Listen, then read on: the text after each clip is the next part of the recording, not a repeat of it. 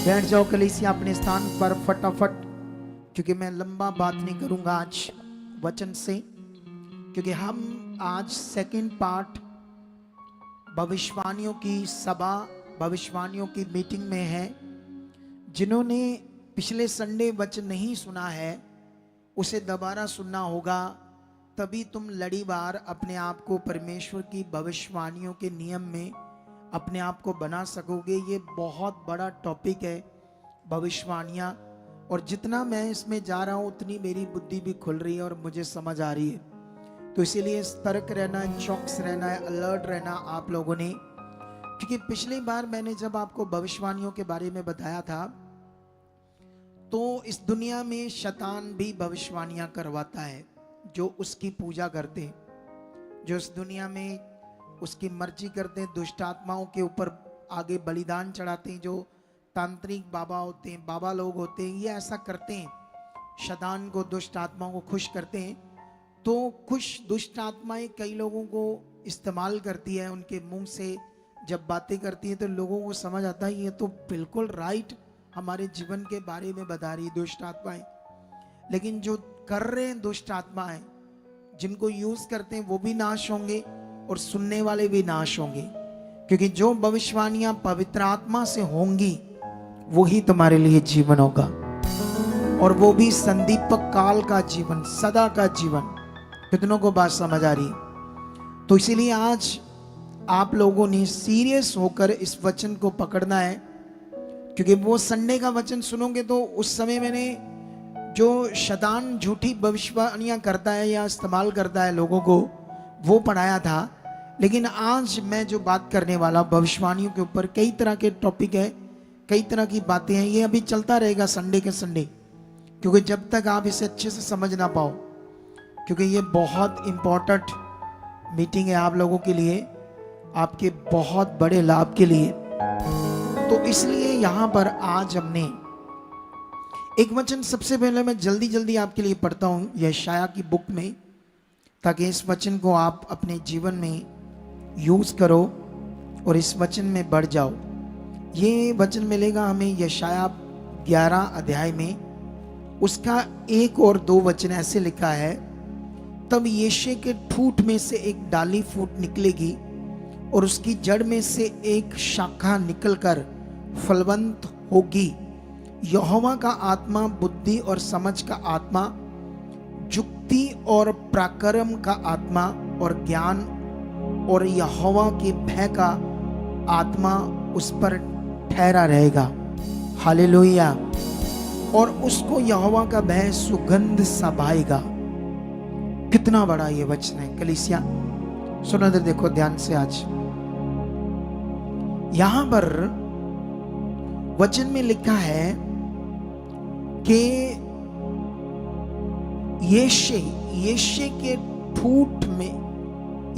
ठूंठ में से एक शाखा फूट निकलेगी, एक डाली फूट निकलेगी। ये क्या है? क्योंकि ये वचन बड़ा गहरा है, क्योंकि ये जो बात हो रही है, ये यीशु मसीह की बात हो रही है। किसकी बात हो रही है? एक तो ये भविष्यवाणी है, और एक कितना टाइम पहले यीशु मसीह के आने से पहले कौन बात कर रहा है? यशायाह, एक मनुष्य है लेकिन परमेश्वर का दास, परमेश्वर का भय मानने वाला और परमेश्वर पर विश्वास करने वाला, जैसे मैं और जैसे आप। हम सब चुने गए संसार से अब परमेश्वर पर विश्वास करते।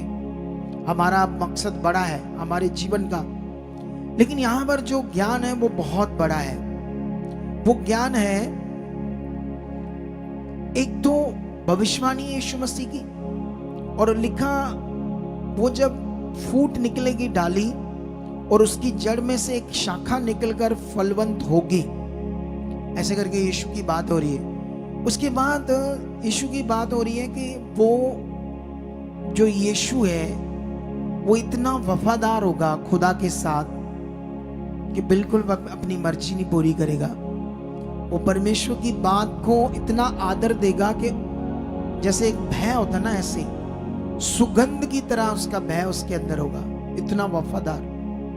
लेकिन ये विषय हमारे लिए भी, बाइबल में लिखा वही आत्मा, मसीह का आत्मा हमें मिला है।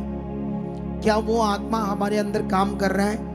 क्या हमारे अंदर परमेश्वर का सुगंध की तरह बह काम कर रहा है? क्या परमेश्वर के वचनों का जो मीनिंग है, परमेश्वर जो इतना सर्वशक्तिमान है, इतना ताकतवर है, अपने कामों से हमें समझ आ रहा है। लेकिन अभी तुम्हें इस मिनिस्ट्री में और ज्यादा परमेश्वर समझ आएगा। जो मैं फील कर रहा हूं आत्मा की उन्नति में, इन दिनों में मैं क्या कर रहा हूं, इन दिनों में मैं चर्च नहीं, अपनी पर्सनली प्रे में जा चुका हूं अकेला। पहले मैं इधर आता था, कई बार टीम को भी साथ में लेता था, लेकिन इन दिनों की जो मेरी प्रेयर है, वो पवित्र आत्मा ने मुझे कहा अकेले कर। अकेले में जा रहा हूं, कुछ ऐसी चीजें मुझे अनुभव करा रहा परमेश्वर, जिनका फल वो प्रकट करने वाला है।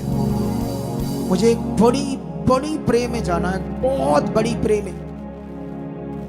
मुझे अपने शरीर को इतना मारना और इतना प्रे में बढ़ना है।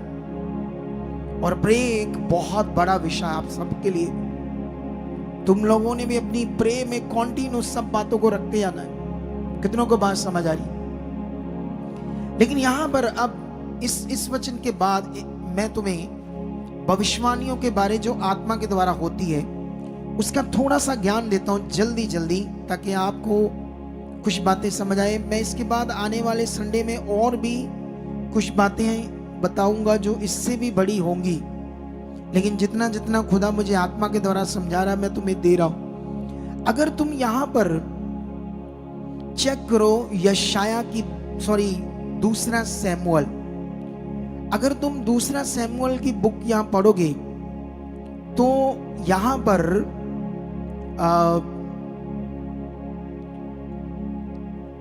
हम वचन पढ़ते हैं थोड़ा सा आपके लिए। ये 10 का 2 से लेकर 6 तक पढ़ते हैं कॉन्टिन्यू, फिर तुम्हें समझ आएगा, नहीं तो समझ नहीं आएगा। ठीक है? इसके बाद नहीं, सॉरी, ये दूसरा नहीं है, पहला है। पहला सैमुअल, गलती से 2 बोला गया। हाँ, 10 का अगर तुम यहां से 2 से पढ़ोगे 6 तक, तो कुछ बातें इतनी पावरफुल है जो शाऊल को शमूएल भविष्यवक्ता कुछ कह रहा है उसके जीवन के लिए। हालेलुया। और यहां पर 2 से जब मैं पढ़ता हूं तो ऐसे लिखा, आज जब तू मेरे पास से चला जाएगा तब रहेल की कब्र के पास जो बिन्यामीन के देश की सीमा पर सेलसे में है, 2 जन तुझे मिलेंगे और कहेंगे, जिन गद्दियों को तू ढूंढने गया था वह मिल गई है।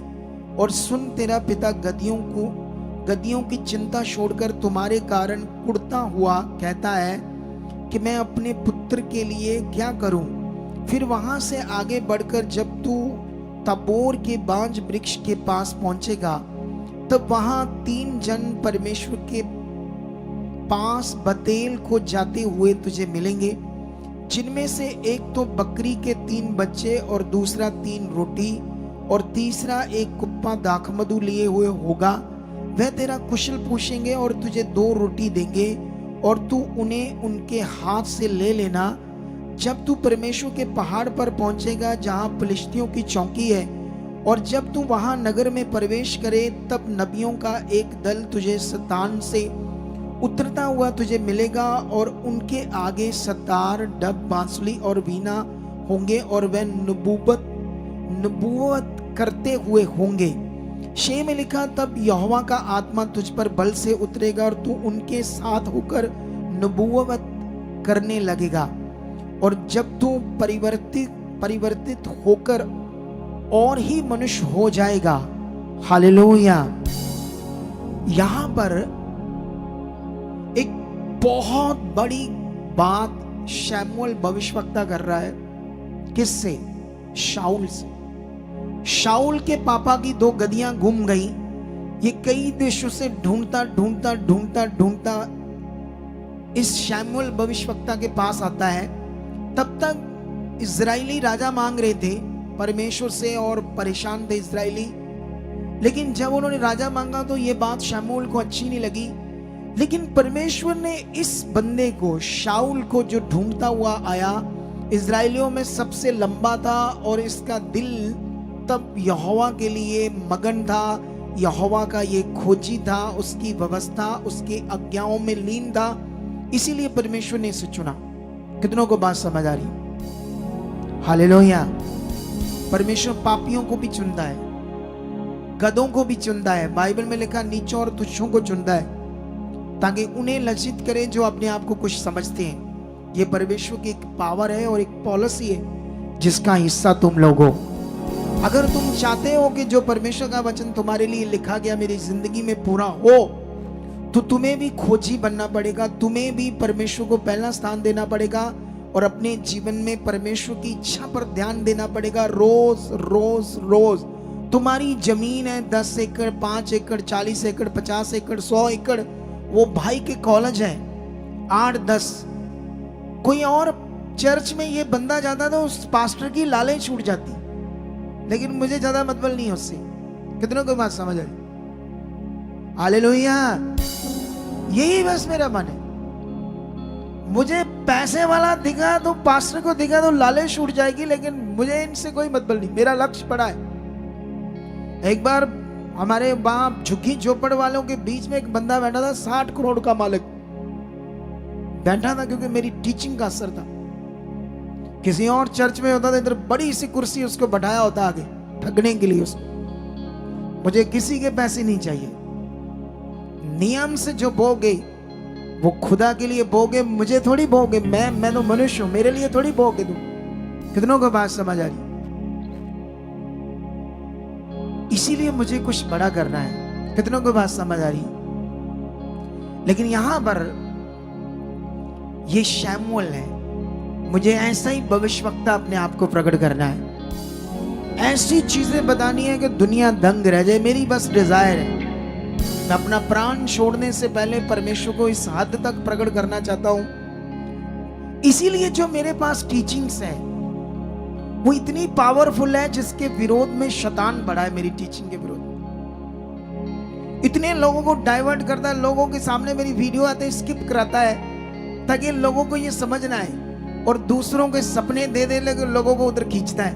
ऐसे अगुओं के भी शैतान खुद सपने देता है कुछ अगुओं के। आप देख लो, आई डोंट नो ऐसा क्यों कर रहा वो। अभी इसके लिए प्रेयर चल रही है, जब प्रकट कर देगा परमेश्वर तो बता देंगे क्यों ऐसा कर रहा है शैतान। लेकिन अभी ध्यान दो आप लोग, जो मैं आपको बता रहा हूं वो भेद है, वो बातें हैं जो खुदा मुझे ऊपर प्रकट कर रहा है। इतने जीवन के ये वचन, इतनी बड़ी बातें, इतना बड़ा विषय है, अब तुम्हारे जीवन में ये पूरा होने वाला है।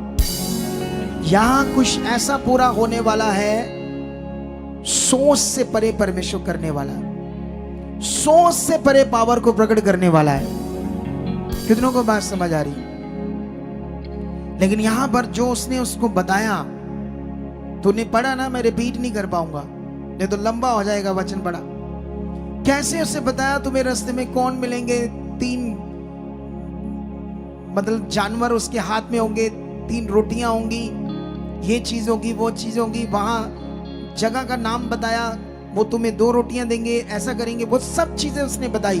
फिर एक परमेश्वर की पहाड़ की ओर एक दल जाता नबियों का मिलेगा तुम्हें, फिर उधर से एक उतरता हुआ दल मिलेगा और वो नबूवत करेंगे, भविष्यवाणियां कहते हैं। नबूवत का मतलब क्या होता है? भविष्यवाणियां करेंगे। तो जब वो भविष्यवाणियां करेंगे तो तू भी एकदम से, तेरे ऊपर भी परमेश्वर का आत्मा उतरेगा और तू भी नबूवत करेगा। जबकि ये लड़का है आम, कुछ भी नहीं है। तो उस समय बहुत स्ट्रिक्ट लॉ था, लेकिन अब वचन आया है परमेश्वर का। लेकिन जब हम थोड़ा सा नीचे पढ़ते हैं इसको 10:9 से, तो ऐसे लिखा, यूं ही उसने शमूएल के पास से जाने को पीठ फेरी,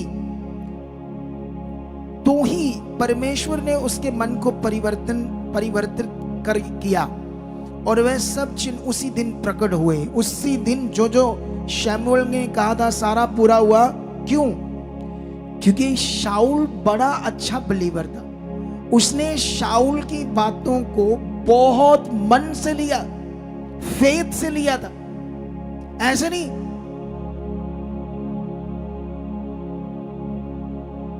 उल्लुओं की तरह बैठना। कितनों को बात समझ आ रही?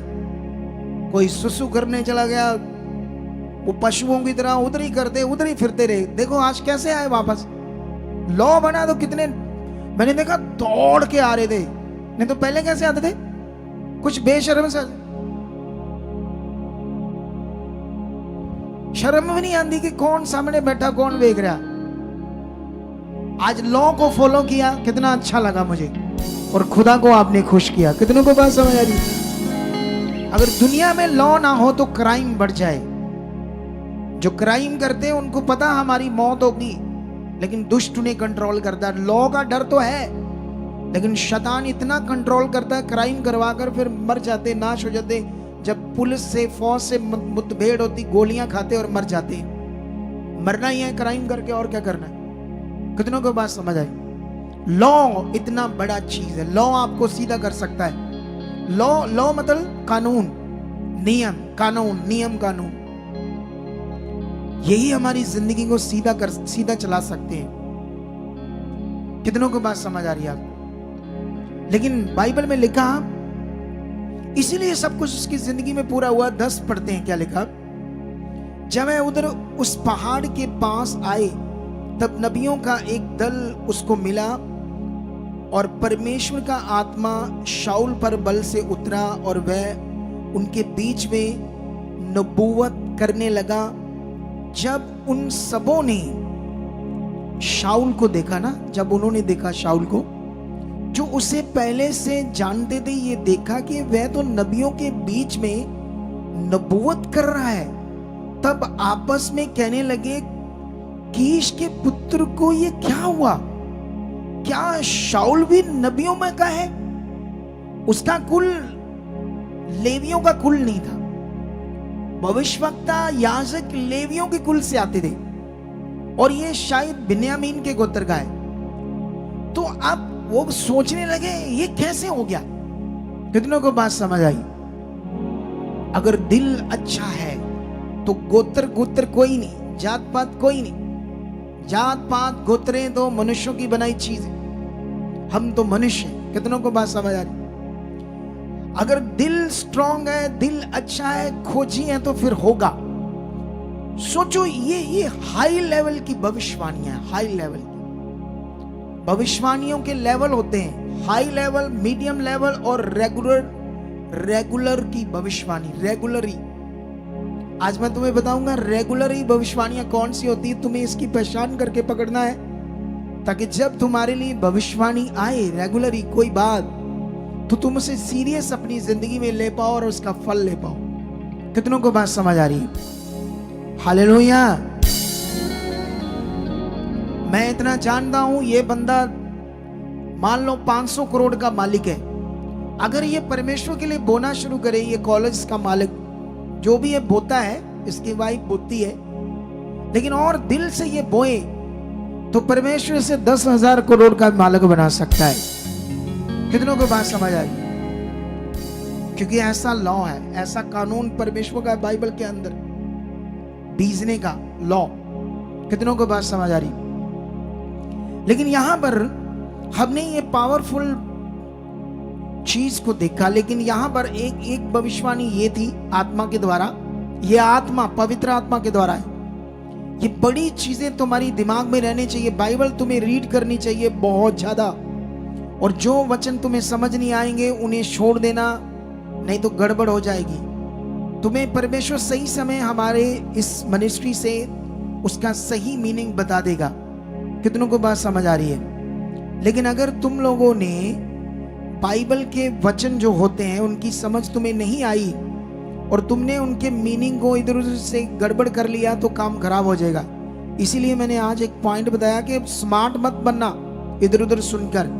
कुछ स्मार्ट लोग होते हैं, मैंने कई चीजों को देखा आप लोगों को। लेकिन यहां पर एक वचन देखते हैं हम 7 अध्याय में। यहां एक प्रिय भविष्यवक्ता है, प्रिय भविष्यवक्ता, जिसे मैं प्यार करता हूं। मैं सारे भविष्यवक्ताओं को प्यार करता हूं, आपसे भी करता हूं, और सारे सेवकों को भी करता हूं। प्यार का कानून तो करता हूं, लेकिन शिक्षा के साथ कॉम्प्रोमाइज किसी के साथ नहीं करता। जो पॉइंट जो सही है उसको सही प्रचार करना और अपनी जिंदगी में लेना है। कितनों को बात समझ आ रही? अगर तुम यहां से दूसरा राजा पढ़ोगे बुक 7 अध्याय, तो यहां पर एलीशा भविष्यवक्ता है।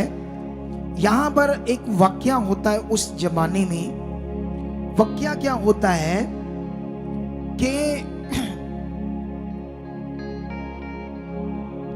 वाक्य ये होता है कि अकाल पड़ता है उस समय। कहां पर पड़ता है?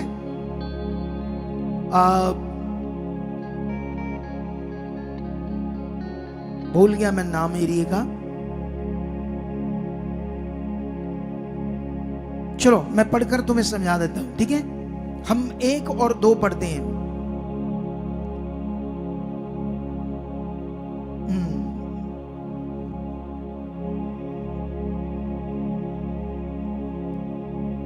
बार बार दूसरा राजा। हाँ, तब एलीशा ने कहा यहोवा का वचन सुनो। ये जो पड़ता है अकाल, अभी मैं तुम्हें समझाता हूं कहां पड़ता है। लेकिन इसको थोड़ा सा 24 से पढ़ोगे तो इसके बाद आराम के राजा बेन हदद ने अपनी समस्त सेना इकट्ठी करके शोमरोन एरिया है नगर, जहां शोमरोन में कौन था? एलिया भविष्यवक्ता भी था, ठीक है? तो यहां पर अकाल पड़ता है तो शोमरोन चराई पर चढ़ाई कर दी और उसको घेर लिया। तब शोमरोन में बड़ा अकाल पड़ा और वह ऐसा गिर रहा कि अंत में एक गधे का सिर चांदी के 80 टुकड़ों में और कब की चौथाई भर कबूतर की बीट 5 टुकड़े चांदी तक बिकने लगे। सोचकर देखो, गधे का सिर 80 टुकड़े चांदी, जिसकी आज की कीमत लगाएं तो कम से कम 1 लाख रुपया। और कबूतर की विट, पंजाबी च की बोल दे? विट जड़ी ताड़े उत्ते पै जाए जी काला होता, फटाफट साफ कर दे आप लोग, क्योंकि उसकी पोटी कबूतर की पोटी वो भी खाई लोगों ने 5 टुकड़े चांदी के देकर जिंदा रहने के लिए। सोचो ऐसे दिन हमारे ऊपर नहीं आए। छोटे छोटे हालातों में कूं करते रहते कुछ लोग, छोटे छोटे हालातों में। मैं किसी फैमिली से मैं ना कूं कर रहे थे वो बिना मतलब से।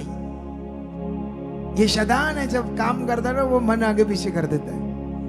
इसीलिए लोगों से ज्यादा जराना मत रखना। यहां आओ, सबसे मिलो, पर्सनली रिश्ते ना बनाना, नहीं तो गड़बड़ हो जाएगी सच्ची। ये आत्मा की बात है। सबसे एक समान रहो और आगे बढ़ो। जो मैं सिखाता हूं, आपका रिश्ता खुदा से और खुदा के दास से होना चाहिए, फिर तुम आगे जाओगे। लोगों से रिश्ते बनाने लगे, दोस्तियां बनाने लगे, या फिर इमोशनली हो जाओगे, कोई बात शेयर करने लगोगे, चुगली करने लगोगे, धीरे धीरे फिर शैतान काम करेगा। जब इमोशनली यहां किसी से जुड़ जाओगे ना, तो चुगली तो होगी। कोई वॉलंटियर की बात आ जाएगी, कोई ले हैंड की बात आ जाएगी, फलानी ढींगड़ी कोई बात आपको बताएगा, करेगा, मन खराब हो जाएगा। इसीलिए खुदा को देखकर चलो, और जो खुदा का दास ठहराया तुम्हारे ऊपर, अभिषिक्त दास, उसे उसके द्वारा जो सीखा जा रहा हो वो पकड़ कर आगे बढ़ो। कितनों को बात प्यार सबसे करो, हेलो हाय सबसे, परमेश्वर प्यार करो, दिल से जियो, लेकिन चलो परमेश्वर के साथ, इंसानों के साथ में। कितनों को बात समझ आ रही? सोचो, कबूतर की पोटी 100 ग्राम समझ लो 20,000 की थी या 10,000 की थी, इतना बुरा हाल था। तब भविष्यवक्ता क्या कहता है जानते हो? क्या कहता है? एलीशा कहता है, तब एलीशा ने कहा यहोवा का वचन सुनो। यहोवा यूं कहता है, कल इसी समय शोमरोन के फाटक में सया भर मैदा 1 शकेल में और 2 सया जौ भी 1 शकेल में बिकेगा। तब उस सरदार ने, जिसके हाथ पर राजा तकिया करता था, परमेश्वर के भगत को उत्तर देकर कहा, सुन, चाहे यहोवा आकाश के झरोखे खोले तो भी क्या ऐसी बात हो सकेगी? उसने कहा, सुन, तू अपनी आंखों से तो देखेगा परंतु उस अन्न में से कुछ खाने ना पाएगा। हालेलुया। राजा आग बबूला हो गया। जानते क्यों? क्योंकि जब वो शहरपनाह पर चढ़ा तो दो लेडीज उसके पास रोती हुई, एक लेडीज रोती हुई आती है उसके पास, कहती है कि हमने जब मर रहे थे, भूख से मरने वाले थे, तो ना हमारे पास कुछ था, ना हमारे बच्चों के बच्चे निके निके थे उनके पास था। तो एक बच्चे को हमने आपस में बात की, आज तेरा बच्चा पकाते हैं मारकर खाने के लिए। बच्चा, अपना बच्चा, सोचो हालात, सोचो पीड़ा, हमने ऐसी कभी नहीं देखी। और जब दूसरी की बारी आती है अगले दिन तो वो ना कर देती है। इसी केस को राजा के सामने रोती हुए लेकर जाती है। राजा वस्त्र फाड़ता है और कहता है, अलीशा को मार दूंगा मैं। अलीशा का क्या कसूर है? कसूर तो तुम्हारा है, तुम्हारा परमेश्वर के साथ अच्छे से ना चलना है, तुम्हारे पुरखों का कसूर है जो परमेश्वर को निरादर करते आए थे। आज भी परमेश्वर को जानकर अगर हम ऐसे बोल दें, मैं, हमारा मन खराब है,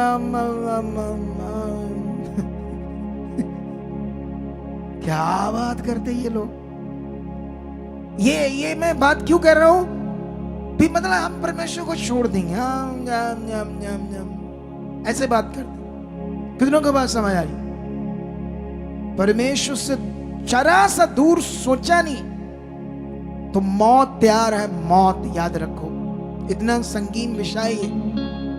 जितना जुड़े रहोगे उतना बचे रहोगे, क्योंकि इंसान निरा रोटी से नहीं, हर एक उस वचन से जीवित रहेगा जो परमेश्वर के मुख से निकलता है।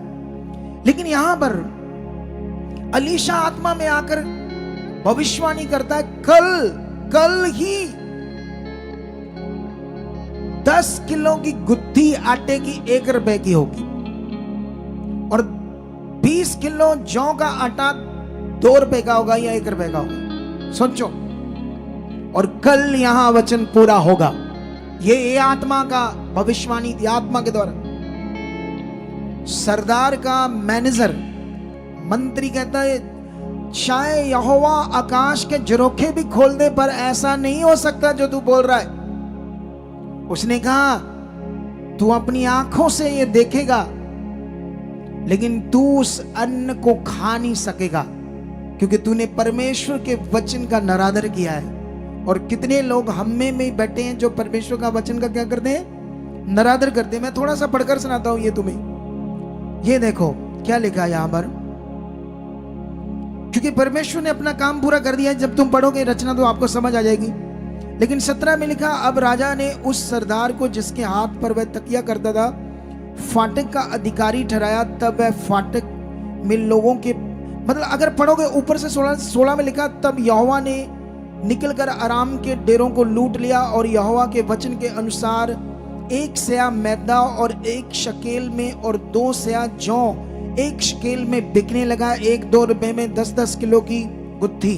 याद रखो, अब राजा ने उस सरदार को जिसके हाथ पर वह तकिया करता था फाटक का अधिकारी ठहराया। तब वह फाटक में लोगों के पांवों के नीचे दबकर मर गया। ये परमेश्वर के भगत के उस वचन के अनुसार हुआ जो उसने राजा से उसके यहाँ आने के समय कहा था कि परमेश्वर के भक्त ने जैसा राजा से ये कहा था, कल इसी समय शोमरोन के फाटक में 2 सेया जौ और 1 शकेल में और 1 सेया मैदा शकेल में बिकेगा, वैसा ही हुआ। और उस सरदार ने परमेश्वर के भक्त को उत्तर देकर कहा था, सुन, चाहे यहोवा आकाश के झरोखे खोले तो भी क्या ऐसी बात हो सकेगी? जो परमेश्वर के वचन को तोड़ेगा वो थोड़ी फल देखेगा। जो खरा रहेगा हालात में भी, परमेश्वर सच्चा है, उसका वचन सच्चा है, पूरा होगा, पकड़ के रखेगा अपनी आशा को, अपने विश्वास को, वो एक दिन ऊंचा किया जाएगा। वो फल के साथ दिखेगा, सामर्थ के साथ दिखेगा।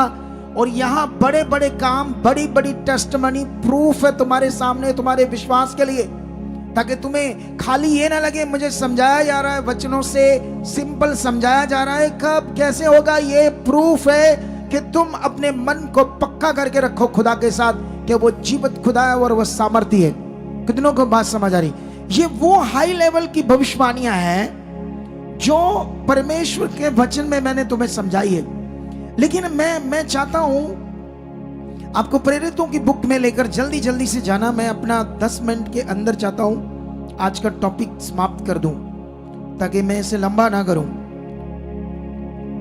अभी रात की मीटिंग है, आपको पता है रात की यूके में मीटिंग होती है। अभी वो लाइव नहीं है, आने वाले दिनों में लाइव कर देंगे। अभी ऑफलाइन होती है, लाइव होती है लेकिन ऑफलाइन, लेकिन आने वाले दिनों में वो लाइव भी हो जाएगी। सुनो क्या लिखा है। अगर तुम यहां पर प्रेरितों की बुक 3 अध्याय पढ़ोगे तो सब कुछ जो यीशु मसीह ने सिखाया था एज इट पूरा होता है दुनिया में। यीशु स्वर्ग में चला जाता है, तीसरे दिन मुर्दों में से जिंदा होकर, और चेलों को कहता है स्वर्ग से तुम सामर्थ पाओगे, पवित्र आत्मा पाओगे, तब तुम मेरे गवाह बनना। और ये वैसा ही पवित्र आत्मा पाते हैं और पवित्र आत्मा पाने के बाद खुदा का काम करना शुरू कर देते हैं चेले। कितनों को बात समझ आई? लेकिन यहां पर अब तुम्हें जो पकड़ने वाला विषय है वचन। हालेलुया। Are you serious? बोलो, आर यू सीरियस? तो फिर रेडी हो जाओ अपनी बरकतों को लेने के लिए। ये मिनिस्ट्री तुम्हारे लिए एक वरदान है, तुम्हारे लिए गिफ्ट है। ये मिनिस्ट्री जो खुदा ने तुम्हें और मुझे दी, मैं इसमें सेवक हूं। ये खुदा की मिनिस्ट्री है और तुम इस मिनिस्ट्री में खुदा के बच्चे हो और हम सबकी मिनिस्ट्री है। हम सब बोर हैं और ताकि परमेश्वर का किंगडम आगे बढ़े। कितनों को बात समझ आ रही है? ये गिफ्ट है हमारे लिए, जहां तुम्हारे लिए बहुत कुछ बड़ा होगा। तुम्हें खरा बनना होगा। इन दिनों में मैंने तुम्हें कहा जो सेवा करते हैं खराई से करो। अगर तुमने आज तक सेवा नहीं की, आकर घास साफ करो, रोड साफ करो, बाथरूम साफ करो। कोई एक भी जगह खुदा के भवन में गंदी नहीं नजर आनी चाहिए, घास फूस नजर नहीं आना चाहिए। इतना मन बनाओ, देखना इसका फल तुम्हें देगा परमेश्वर। कितनों को बात समझ आ रही? तुम आते हो, तुम्हें गर्मी लगती है, दौड़ जाते हो, जाकर एसी चलाओ, एसी ने पंखा चलाओ, पानी पिलाओ ठंडा, आए गर्मी गर्मी गर्मी। तुम्हें ज्यादा लगती गर्मी, हमें नहीं लगती। मैं इतना एसी यूज नहीं करता, घर में भी बंद कर देता हूं ताकि मुझे ज्यादा आदत ना पड़े। जानते क्यों? क्योंकि मुझे कितना गर्मी रहना पड़ेगा। थर्सडे संडे जब मैं ब्रांचेस में जाऊंगा, वहां सारा दिन शाम तक लोगों को प्रचार करना, खूब गर्मी और ले हैंड करना, पसीने छूट जाते हैं। तो इसलिए मुझे अपनी आदत नहीं बनानी है ऐसी कि मैं सोल हो जाऊं। कितनों को बात समझ आ रही? तो तुम्हें भी अपने आप को सोल नहीं करना, परिश्रम करने वाला बनाना, मेहनती बनना। तुमने परमेश्वर के भवन में भी आकर, अगर जो ब्रांचेस में बैठे, ब्रांचेस में भी आकर लोग वहां जो जरूरतें वहां पूछो, हमारी टीम को क्या चाहिए, पंखे चाहिए, दरिया चाहिए, क्या चाहिए, हम देना चाहते हैं। अलग टाइम वहां भी जाओ, सफाइयां करो, खुदा के लिए जियो, फिर देखो तुम्हें कैसी बरकत देता खुदावन। जब तुम करना ही कुछ नहीं चाहते हो, तुम फोकट में वेले हो, वेले। बाइबल में आदम को जब परमेश्वर ने अधीन वाटिका में रखा, उसको वेला नहीं रखा। काम करने की बाग में सारा दिन उसको खोद, उस बूटों को संभाल, वार्ड वर्क कर, ऐसे परमेश्वर ने उसे रखा। कितनों को बात समझ आ रही? परमेश्वर ने हमें भी कहा मसीह में जो मेहनत है व्यर्थ नहीं, तुम्हें करनी होगी, तुम्हें बढ़ना होगा, परमेश्वर की इच्छा में चलना होगा। लेकिन यहां पर ये लोग जब सामर्थ पाते हैं, एक लंगड़े को चंगा कर देते हैं। और जब लंगड़े को चंगा कर देते हैं तो यहां पर क्या होता है? यहां पर प्रेरितों की बुक अगर हम 17 अध्याय से पढ़ें तो ये जो लंगड़ा चंगा होता है तो ये पूछते हैं तुमने कैसे चंगा कर दिया, तुम्हारे पास कौन सी सामर्थ है?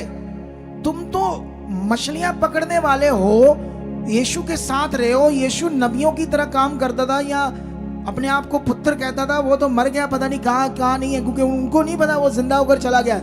जिंदा होने की गवाही तो ये दे रहे हैं जिन्होंने देखा था कि इनके सामने वो जिंदा हुआ था।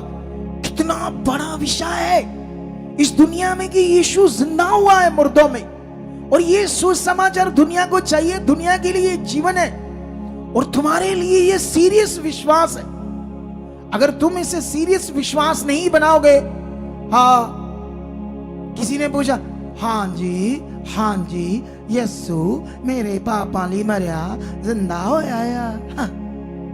बस ये ना बता मैनू, सीरियस नहीं है। कई लोगों से पूछना, हाँ जी यस्सु मेरे बाप ली मरिया था, यस्सु मेरे लिए जिंदा आया।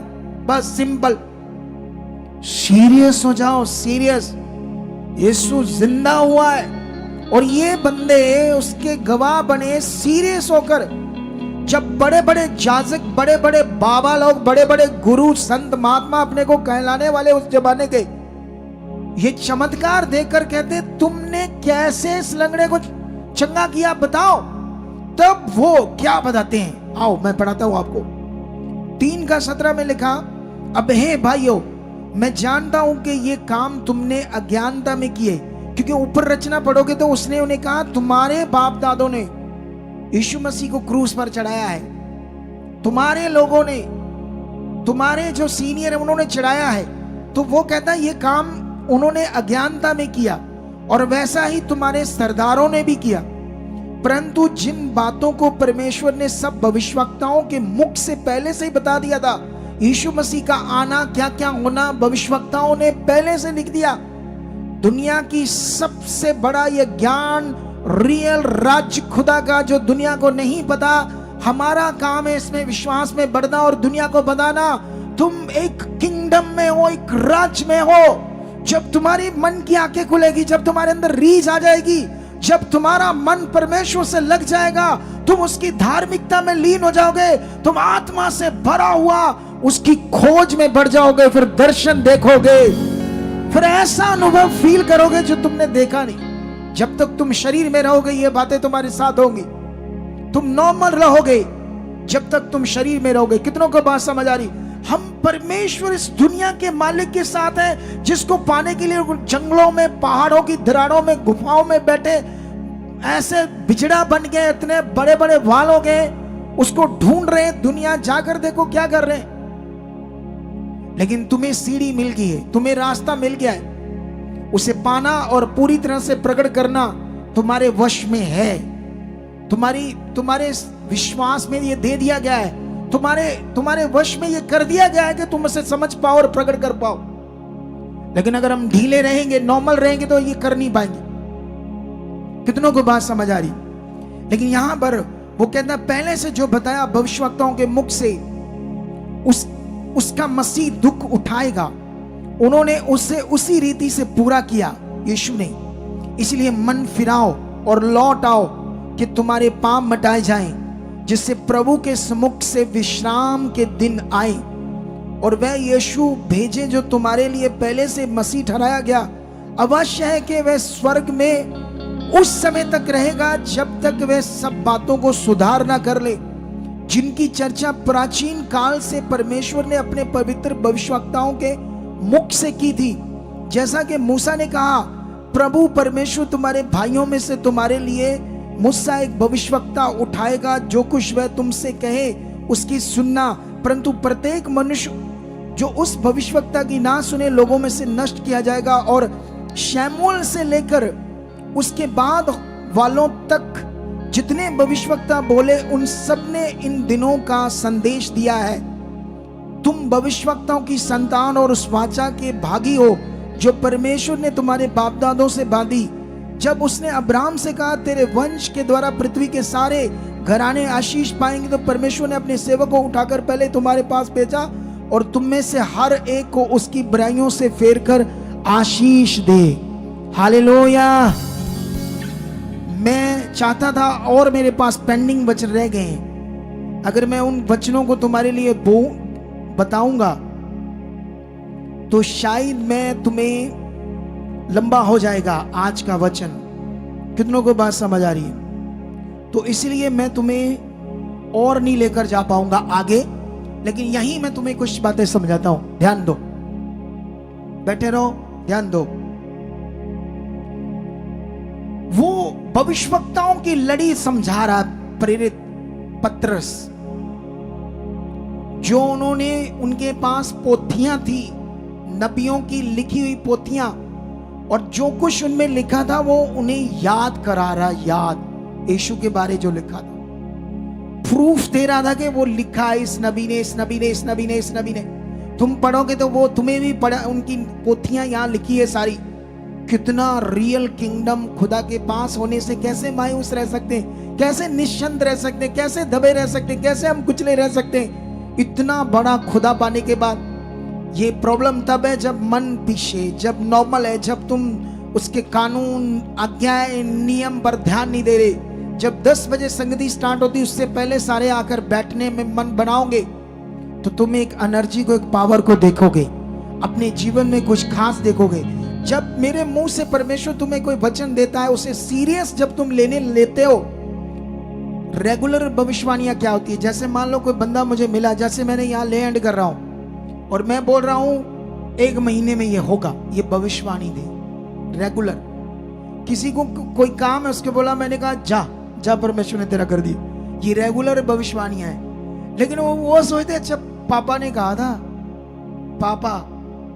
पापा जी ने कहा ही, उनके दिमाग में ऐसे था, नॉर्मल था, इसलिए उस वचन ने काम नहीं किया। अगर तुम इस रेगुलर जो मेरे मुंह से वर्ड आते हैं उसको पकड़कर फेथ में बनो रहोगे तो बड़े कामों को देखोगे यीशु मसीह ने। कितनों को बात समझ आ रही है? तो भविष्यवाणियां जितनी तुम्हारी चाहत होगी कि मेरे लिए भविष्यवाणियां हो, मेरे लिए परमेश्वर वर्ड दे, तुम्हारी चाहत होगी उतना ज्यादा मेरे मुंह से भविष्यवाणियां तुम्हारे लिए आएगी। और मैं इसी दान को प्रकट करने के लिए ही क्या कर रहा हूं, स्पेशल प्रे में गया हूं। मुझे अब इस दान को प्रकट करना है, बस करना है तो करना है। कितनों को बात समझ आई? जब इतने बड़े भविष्यवक्ते कर रहे तो मैं क्यों नहीं कर सकता, जब मैंने अपना जीवन परमेश्वर को दिया है। तो ये भविष्यवाणियों की मीटिंग आज जब मेरा मुंह परमेश्वर यूज करेगा, बहुत कुछ तुम्हारे लिए बरकत के वचन देगा। इसलिए सीरियस हो जाओ, सीरियस। और जितने ब्रांचेस में बैठे हैं या ऑनलाइन सुन रहे हैं उन सबके लिए गुड न्यूज है कि मैं 7 अक्टूबर को जलालाबाद में आ रहा हूं। पहले से बता रहा हूं ताकि लोग पहले से तैयारी करें। और 8 अक्टूबर को मैं मानसा ब्रांच में रहूंगा। दोनों दिन दोनों ब्रांचों में हम होंगे और वहां पर परमेश्वर का आत्मा मुझे यूज करेगा। उस तरफ जितने भी एरिया हैं वहां पहुंचना, बड़े काम होंगे, बड़ी हीलिंग होगी। ये एडवांस इसलिए बता रहे हैं क्योंकि लोग कहते हैं कि हमें एकदम से जब पता चलता तो हमारे कई प्रोग्राम होते हैं आगे पीछे, तो कई लोग पहुंच नहीं पाते, तो अब वो पहले से सेटल्ड कर सकते हैं अपने टाइम को। कितनों को बात समझ आ रही? 7 तारीख को तो जलालाबाद हम एनिवर्सरी मना रहे हैं, वहां पर 1 साल हो चुका है पूरा। जलालाबाद में भी जलालाबाद में मनाने जा रहे हैं। और 8 को वहां भी तो हो गया है, सच में याद है। मानसा में भी तो हो चुका है लगभग साल।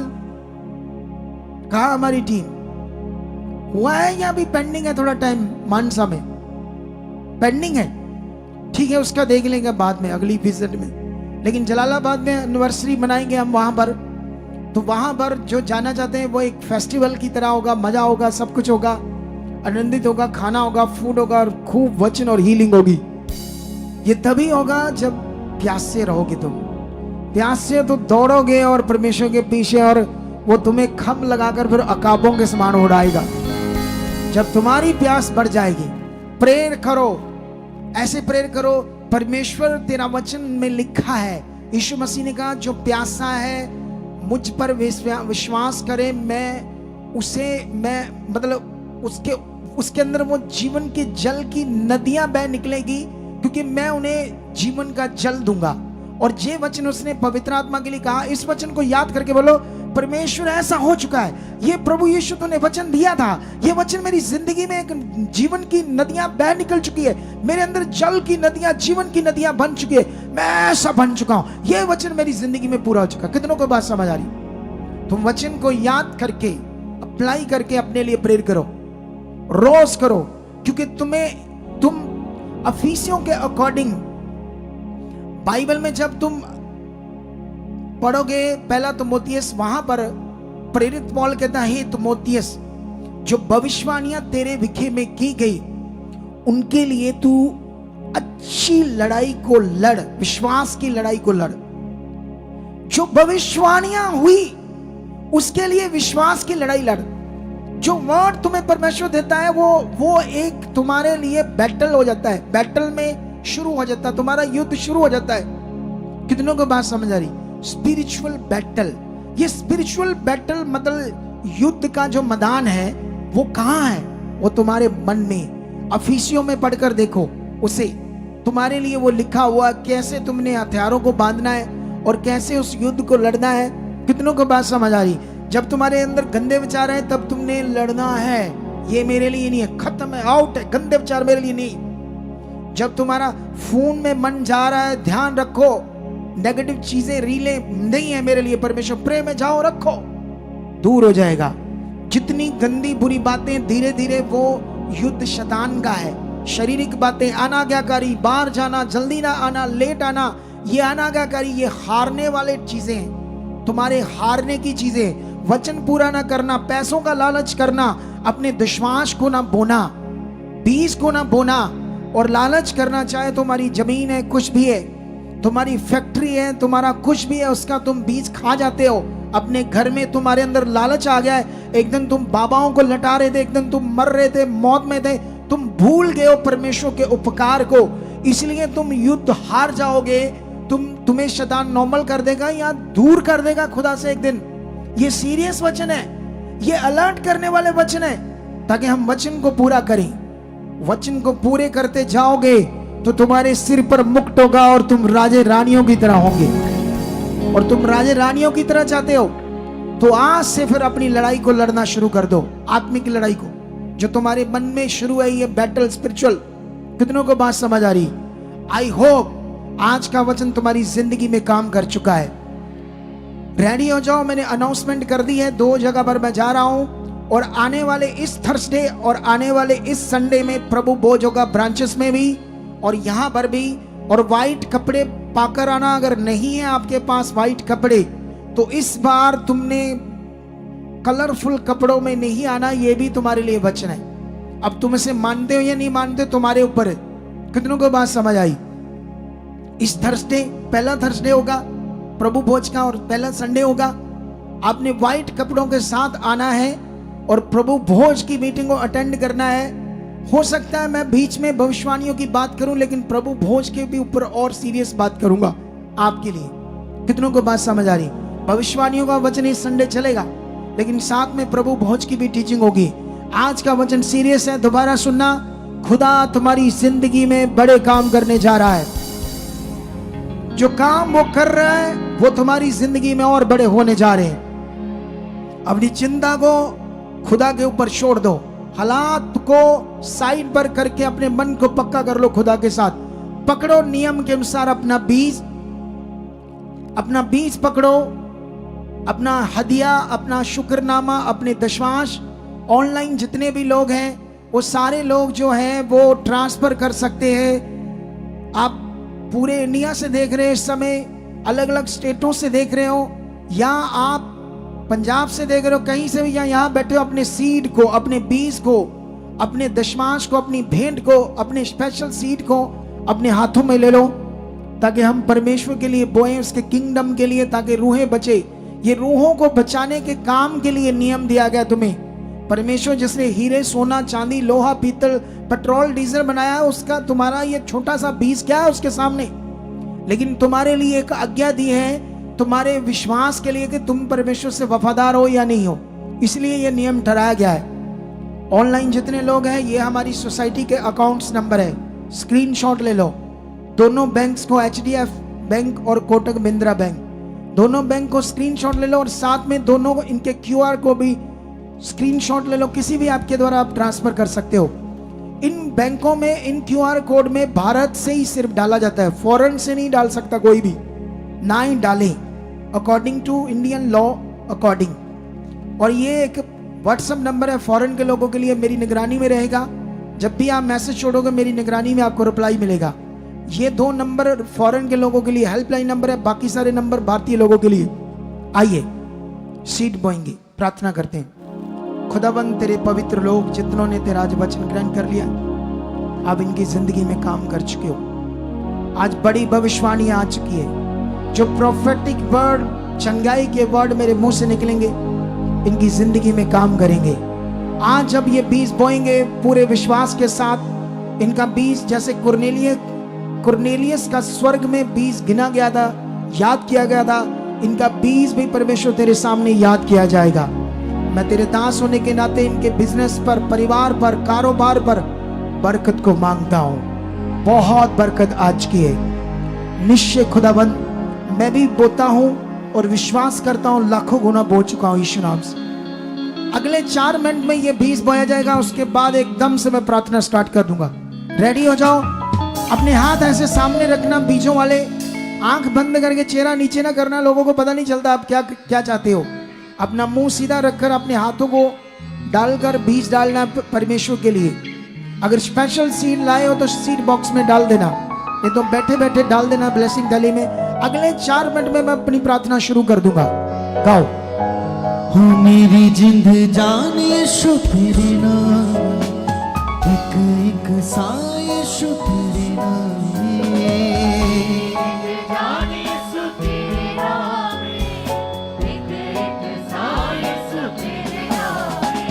हो मेरी जिंद जान यीशु तेरे नाम में, एक एक सांस यीशु तेरे नाम में। जान यीशु तेरे नाम में, एक एक सांस यीशु तेरे नाम में। हो सोना चांदी हीरे मोती मैं की कर, मैं ते बस रहना यीशु तेरी शान में।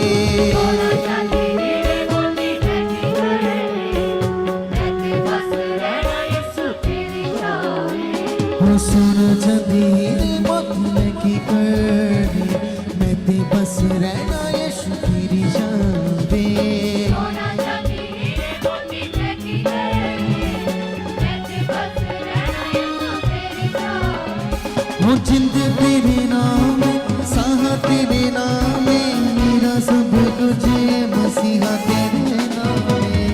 तेरे नाम में, साहा तेरे नाम में, मेरा सब कुछ है मसीहा तेरे नाम में। हो जिंद तेरे नाम में, साह तेरे नाम में, मेरा रहना यीशु तेरे शान में। तेरे नाम में, साहा तेरे नाम में, मेरा सब कुछ है मसीहा तेरे नाम में। हो सोना चांदी हीरे मोती मैं की कर, मैं ते बस रहना यीशु तेरी शान में।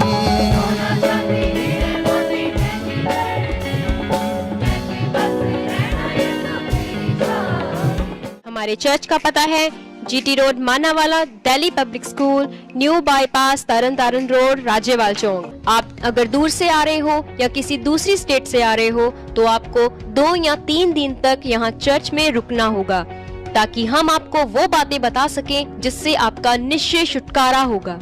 ये हमारे हेल्पलाइन नंबर्स हैं। आप इन नंबर्स पर कांटेक्ट करके यहाँ चर्च में आ सकते हो, प्रार्थना करवा सकते हो। God bless you all.